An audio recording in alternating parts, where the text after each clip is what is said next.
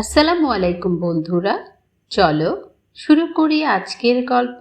এক ঘন জঙ্গলে বাস করত এক ভয়ঙ্কর বাঘ। সে প্রতিদিন পশু শিকার করে খেত।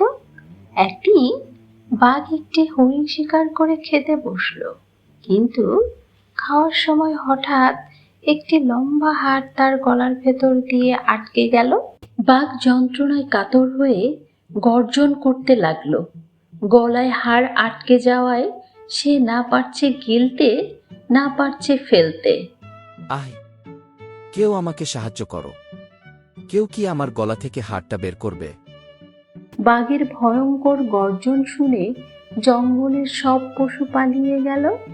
কেউ সাহস পেল না কাছে আসতে। ঠিক তখনই এক লম্বা ঠোঁটের বক উড়ে আসলো। আমি চাইলে তোমার গলা থেকে হাড়টা বের করতে পারি। দয়া করে তাড়াতাড়ি করো, আমার খুব কষ্ট হচ্ছে। আমি তোমাকে বড় পুরস্কার দেবগি।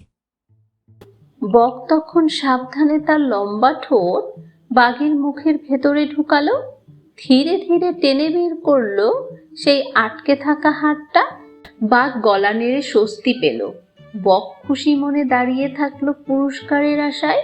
কিন্তু হঠাৎ বাঘ দাঁত বের করে ভয়ঙ্কর হাসি দিয়ে বলল, তুমি আমার মুখের ভেতরে গিয়েও বেঁচে ফিরেছ, এটাই তোমার সবচেয়ে বড় পুরস্কার।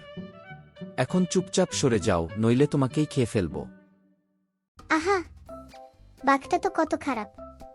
সে তো ধন্যবাদই দিল না। উপকার করলে কৃতজ্ঞ হতে হয়। যখন আমরা কাউকে ধন্যবাদ দেই আর আল্লাহকে বলি আলহামদুলিল্লাহ, তখন আল্লাহ খুশি হন।